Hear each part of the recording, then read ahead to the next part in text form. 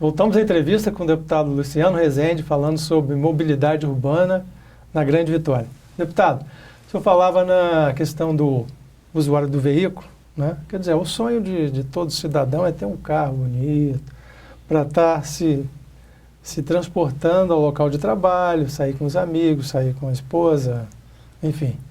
Ele é o sonho do cidadão ter um veículo de passeio individual, que congestiona as vias. Por um outro lado, o senhor colocou muito bem que a gente não tem ainda uma alternativa de transporte coletivo que possa convencer a todos os usuários de veículo individual a deixar o seu carro em casa. Agora, tem outra questão, a questão da bicicleta.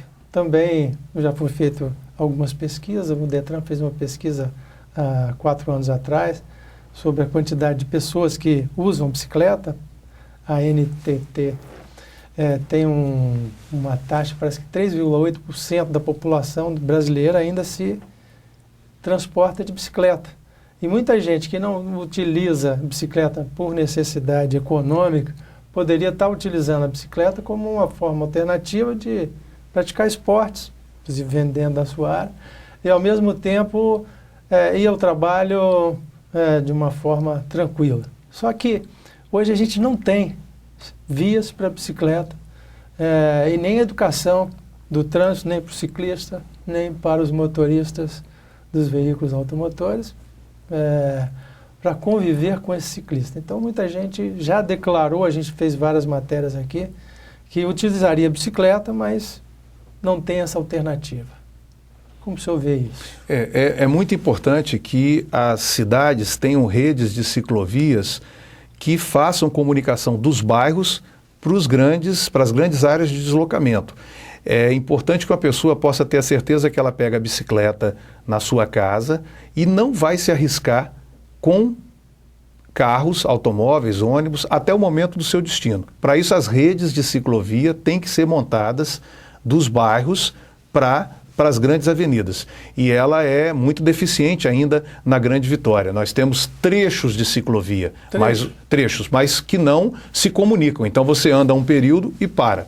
Para trabalhadores que dependem da bicicleta para transporte e não tem outra opção, você falou em 3,8% da população, vamos dizer 4%. Isso daria 60 mil pessoas na Grande Vitória, usando bicicleta todos os dias. É um número enorme.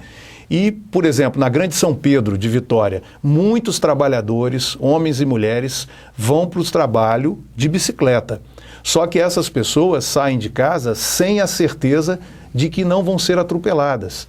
Então isso é desumano, é cruel e a gente precisa de construir as redes de ciclovia para dar conforto a todo mundo. As ciclovias devem ser um sistema que tenha possibilidade de realmente termos esse meio de transporte falado de forma séria no sistema total do transporte. Pequenos trechos de ciclovia, usar as bicicletas sem nenhum tipo de apoio, sem nenhum tipo de suporte, é uma situação muito difícil que poucos vão se aventurar, né? Se você não tiver vestiário, por exemplo, uma pessoa que faz um longo trajeto de bicicleta e precisa de trabalhar, ela precisa de ter um vestiário para poder trocar de roupa nesse momento, como é inclusive em muitos lugares do mundo. Ela precisa de ter uma despreocupação em relação à bicicleta. Ou seja, bicicletas públicas que possam ser pegas num ponto e entregues no outro. Como é feito hoje em Paris, né? Paris está investindo muito nisso, o Rio de Janeiro. Eu não gosto de falar só de Europa e de Estados Unidos, porque sempre aparece um para dizer o seguinte, essa realidade é diferente da nossa. Então eu gosto sempre de citar uma realidade próxima. Rio de Janeiro está investindo nisso. Né? A cidade de Vila Velha tem projetos embrionários, privados, se eu não me engano, de bicicletas já para aluguel. Isso é uma absoluta necessidade. Agora, o poder público tem que comprar essa ideia. Ele tem que lembrar que, pela estatística que você passou, nós temos aí 60 mil pessoas usando a bicicleta na Grande Vitória. Os levantamentos aqui na Grande Vitória são até de números maiores. Aqui, por causa da distância, mais de 100 mil pessoas, por causa da distância. Mas se nós entrarmos numa estatística nacional, ela já é bastante significativa na nossa região. São 60 mil pessoas diariamente. Isso é muita coisa, né? E muitos desses trabalhadores vindo para dentro da cidade de Vitória. e depois voltando para as cidades da Grande Vitória, Cariacica, Vila Velha nem tanto, mas Cariacica principalmente, e a região noroeste de Vitória, que utilizam muito bicicleta. Chegou a ser feito, parece que até algum terminal do Transcol, colocar bicicletário lá, para as pessoas colocarem a bicicleta. Não sei como isso evoluiu. Esse processo de suporte ele é contínuo. Ele tem que ser um processo aprimorado a cada momento, porque não adianta forçar as pessoas a irem para o desconforto e a irem para um sacrifício. Ninguém vai fazer isso. E para a classe C e D, que está aumentando o seu poder de consumo, ela compra o seu automóvel como um sonho. Aí você vai dizer para esse rapaz, não vai usar o automóvel, não, você vai usar o transporte coletivo. Ele precisa de ser de qualidade, senão a pessoa não vai deixar o automóvel em casa para um transporte coletivo inseguro. Eu acho que nós temos que respeitar a busca do indivíduo natural para um conforto na sua vida. Se a gente quiser competir com o automóvel, nós temos que dar alternativa confortável, confiável e segura ao automóvel. E isso o poder público tem que fazer rapidamente, porque a situação está se tornando insuportável. Deputado, uma outra questão importante que o senhor tem tratado é a questão dos terrenos de marinha. O que tem sido feito para coibir essa cobrança abusiva que tem sido feita? Bom, primeiro explicar que terreno de marinha precisa de ser, vamos dizer assim, visto de uma forma diferente por todos, né? Terreno de marinha é problema de áreas populares e de terrenos que estão à distância do mar. Parece maluquice, mas as pessoas acham que terreno de marinha é terreno de frente para o mar. Não é.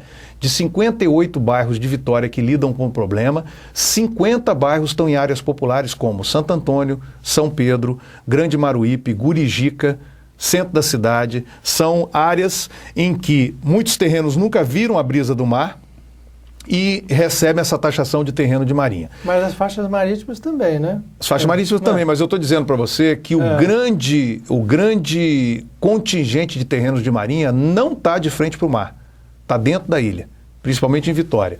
E nós temos 14 municípios no Espírito Santo com esse problema. Então, o terreno de marinha é uma legislação de arrecadação, é uma forma de meter a mão no bolso do contribuinte que só existe no Brasil.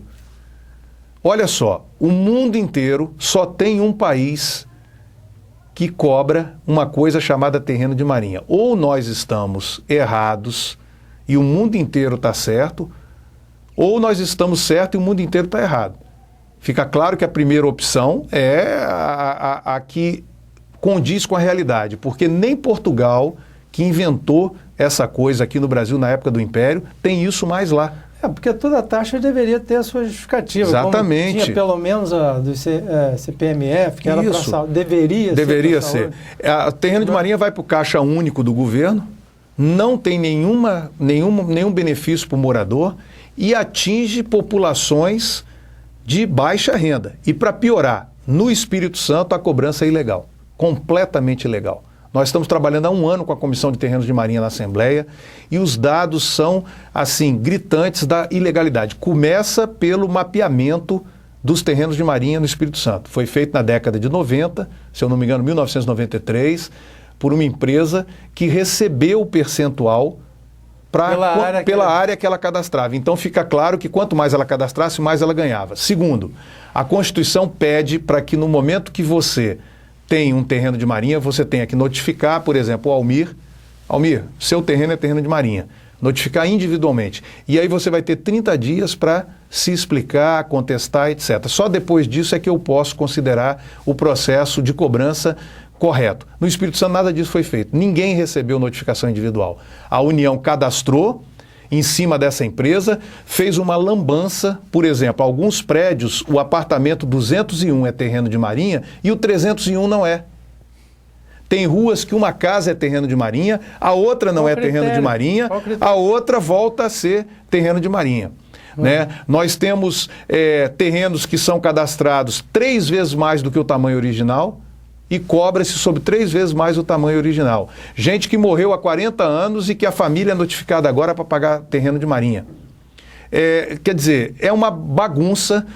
Nós na comissão já solicitamos à União que diga quem paga como paga e por que paga terreno de Marinha no Espírito Santo. Eles não nos responderam, não nos responderam, e nós pedimos ao Ministério Público Federal para que interrompa a cobrança no Espírito Santo. Aí o Ministério Público Federal nos atendeu, fez um parecer extremamente duro, doutor Carlos Fernando Mazocco, pedindo a cessão imediata da cobrança de terrenos de Marinha no Espírito Santo, responsabilidade criminal e administrativa com a cobrança nesses anos todos. Isso está para a Justiça Federal decidir. E isso daí é para execução imediata? Não, a Justiça Federal vai julgar isso. Para execução imediata, nós recebemos recentemente o Superintendente de Patrimônio da União na Assembleia Legislativa e ele disse que iria suspender a cobrança do bairro de Bento Ferreira durante o ano de 2012, porque o bairro de Bento Ferreira está num processo, como vários locais, de contestação da cobrança. Então ele falou que tem autonomia para isso e que fará a suspensão da cobrança no ano de 2012. Imediatamente eu pedi a ele para que faça a suspensão da cobrança no estado inteiro, porque todo estado está sendo contestado. Então nós estamos aguardando a resposta e eu tenho certeza que pela sensibilidade social ele vai poder livrar pessoas, que eu peço a você licença para dar a endereço dessas pessoas que me autorizaram, pessoas como Dona Ana Maria Pissarra, de Santo Antônio, que nunca soube que era terreno de Marinha a casa, a única casa que ela tem que morava, recebeu agora boletos até o ano de 2005 para trás, somando R$11.000. Seu Francisco não sabe o que fazer com isso, que ela não tem rendimento para pagar essa taxa. Seu Francisco Pereira, um senhor de 94 anos, executado pela União, recebia R$2.500 de salário de aposentado, estava sendo executado em R$5.000 pela União, faleceu ano passado, infelizmente, sem ver o seu problema resolvido, 92 anos. Seu Hamilton e Dona Ana Sanz, que moram no bairro do Horto, que pagaram uma primeira prestação sem saber o que fazer, que apareceu na casa deles, e aí naquele momento caíram numa armadilha. Ao pagar a primeira prestação, consideraram que deviam à União R$100.000 de dívida. Seu Hamilton não pode passar um cheque, porque todo o dinheiro que ele bota em conta, a União sequestra. Então eu estou dando exemplos para que as pessoas possam de vez entender que terrenos de Marinha é problema de áreas populares. É gente que não tem condição nenhuma. Um dia desse eu fui dar uma entrevista sobre terrenos de Marinha e no outro dia eu passei em Gurijica e um senhor me chamou e falou: deputado, eu gostei muito da sua exposição porque essa casa que eu moro aqui no Morro é terreno de Marinha.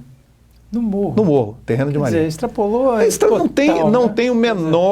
não tem a menor segurança jurídica, critério, é somente a voracidade de meter a mão no bolso das pessoas através da maior injustiça institucionalizada do Brasil. É a maior injustiça. Nós temos várias injustiças no Brasil, mas nenhuma em lei. Essa é lei. É a maior injustiça institucionalizada do país. Bem, nós vamos ao último intervalo. Fique conosco, voltamos já.